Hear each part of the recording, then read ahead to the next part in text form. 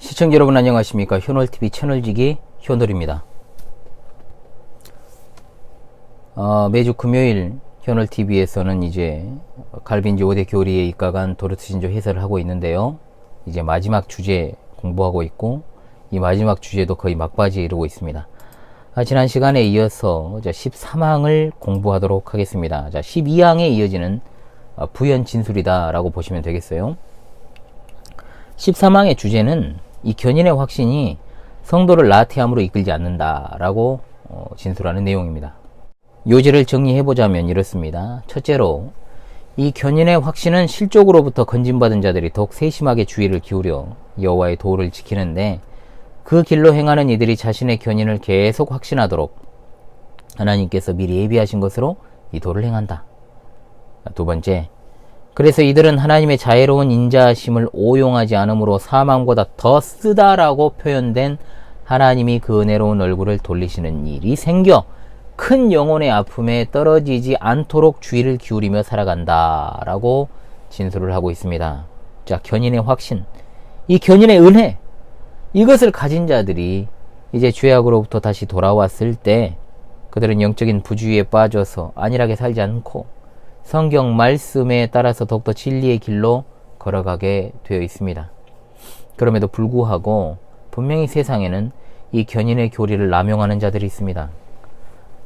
그들은 하나님께서 견인하는 자들에게 벌을 내리지 않고 무조건 사랑으로 감싸주시고 용서하실 것이다 라고 생각을 하는데, 그와 같은 생각은 참으로 무지한 생각인가 동시에 견인의 교리를 심각하게 오해하고 있는 것입니다. 중요한 포인트가 여기 있습니다. 잘 기억을 하십시오. 하나님은 분명히 용서하시는 분입니다. 그러나 사랑하는 자녀가 지은 죄에 대해서는 반드시 징계하신다라는 사실을 말이죠. 그런데 신자들 중에는 무슨 일만 생겼다 하면 좀 경거망동해요. 언어와 행실을 좀 자제해야 되는데 막 내뱉어. 툭하면 왜 나에게 이런 고난이 찾아오는가? 왜 하나님이 나에게 이러시는가? 죄송한 말씀이 될 수 있을지 모르겠습니다만은, 이런 성향은 그리스도인의 모습이 아니고, 미안합니다, 무속신앙에 가까운 모습이에요. 사실은 그래요. 적어도 우리가 내외적으로 성경에 나오는 노아라든지 요셉이라든지 다니엘이라든지 욥과 같은 어떤 경건의 모델이 될 정도의 삶을 살아가고 있는 게 아니라면, 보통은 하나님께서 우리의 삶을 주관하실 때 정말로 다양한 방식으로, 사람마다 다 다릅니다. 어떻게 같을 수가 있겠어요? 그리고 우리에게 때로는 아픈 징계를, 채찍을 내리시는 것이 있어요. 그것은 보통은 우리 죄를 생각나게 하시기 위해 행하시는 일들이 꽤 있습니다. 물론 그렇지 않은 경우도 있고 여러 방향이 있습니다. 그럼에도 불구하고 우리가 어떻게 하나님의 뜻을 다 헤아릴 수 있겠습니까? 당연합니다. 그러나 적어도 이번 교리의 주제와 관련해 가지고, 그리고 일반적인 신자들의 삶을 볼 때 보통 하나님은 사랑하는 자녀가 지은 아주 작은 죄라도 그냥 넘어가지 않고 매를 드신다는 거예요. 그래가지고 깨닫게 하십니다. 왜냐하면 사랑하니까. 사랑한다면 카페라떼가 아니고, 사랑한다면 매를 들죠. 우리 속담에도 미운 놈은 떡 하나 줘서 보내버리는 것 아니겠습니까? 사랑하는 자식은 매 한 대 더 때려서 사람 만드는 것이, 그것이 정상적인 부모의 마음 아니겠어요? 그런데 온 우주 만물의 창조자여 우리의 하늘 아버지께서 어떻게 자신의 택한 백성을 사랑으로 다스리시고 사랑하는 마음으로 때리시지 않겠어요? 당연히 그렇게 하시겠죠. 성경의 교훈은 뭡니까? 하나님이 때리면 피하지 말고 달게 맞아랍니다. 그래야 회복이 있습니다. 언제나 그랬어요? 사사기를 비롯한 분열왕국 이후에 북왕국, 유다왕국의 멸망기를 보십시오. 그게 너무나도 적나라하게 나오지 않습니까?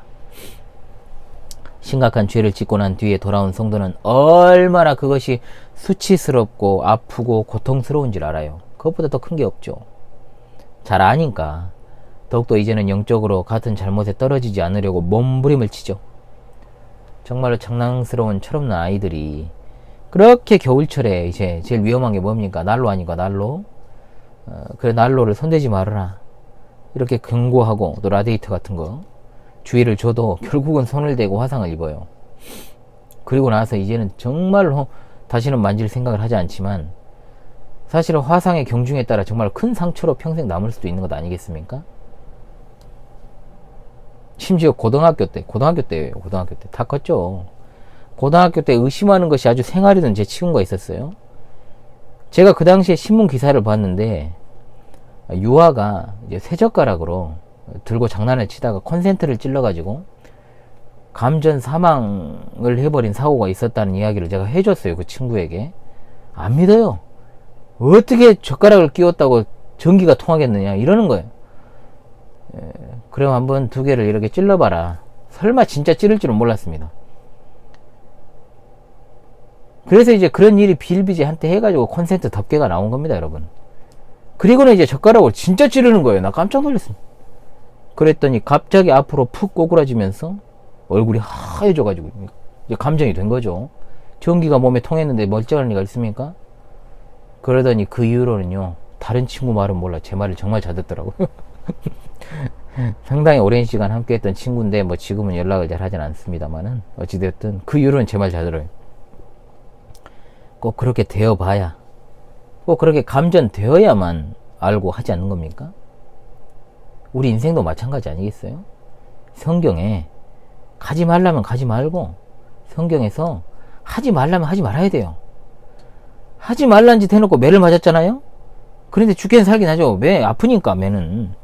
그런데 죄에 대한 징벌로 인식을 하고 회개를 해야 되는데 그렇게 회개를 하기는커녕 왜 하나님이 나에게 이런 고난을 주시겠지 모르겠다라는 욥 코스프레를 하고 있어요. 이 정말로 황당한 상황 아니에요. 이게 진짜 이건 처방도 없어요. 이건 처방전을 내려줄 수도 없어. 목사가 이거는 왜 말도 안 들어. 그런 상황을 겪게 되면은 정말로 좀 잠잠하게 자신의 과거를 생각해보라 이렇게 말하고 싶어도요, 말이 안 통합니다. 사람이 뭔 이제 큰일을 당하게 되면. 이 완전히 영적인 채널이 마비가 되어 있는 거죠. 성도에게 있어서 가장 끔찍한 게 뭔지 아십니까? 그건 바로 하나님께서 그 은혜의 얼굴을 가려버리시는 것. 그러니까 이것에 대한 고통을 욥이 아니죠, 다윗이 절절하게 고백을 하잖아요. 자신의 죄악으로 인해서 하나님께서 그 은혜를 내게 거두지 말아달라고 계속 호소하지 않습니까? 이것이 정말로 죽는 것보다 더 큰 고통이라는 것을 알기 때문에 더욱더 영적으로 예민하고요, 주의를 기울이게 되는 것입니다. 하나님의 얼굴을 보면서 그 은혜 안에서 살아간다는 것이 얼마나 달콤한 것인지를 알기 때문에 어떤 유혹에도 그 자리에서 벗어나거나 흔들리지 않는 겁니다. 더욱더 경건의 길을 걸어가게 되는 것이죠. 자, 이제 최종적으로 14항과 15항만 남았습니다. 다음 시간에 칼빈주 5대 교리 도르트 신조 해설을 마무리하는 시간으로 여러분 찾아오도록 하겠습니다. 비록 다음 주제로 또 넘어가는 시점이고요, 시청률이나 조회수 많이 나오진 않지만 정말로 저는 그렇습니다. 단 한 영혼에게라도 구원 영생의 바른 도를 그 심령에 심을 수만 있다면 그것으로 충분히 의미 있는 삶이고 또 무의미한 노력은 아니라라고 절대적으로 믿습니다. 왜냐하면 심고 물 주는 건 사람이 해도 결국 열매를 맺게 하시는 분은 하나님이시기 때문입니다.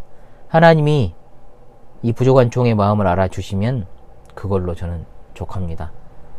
이번 시간도 여러분 참으로 수고하셨습니다. 다음 시간에 뵙도록 하겠습니다. 감사합니다.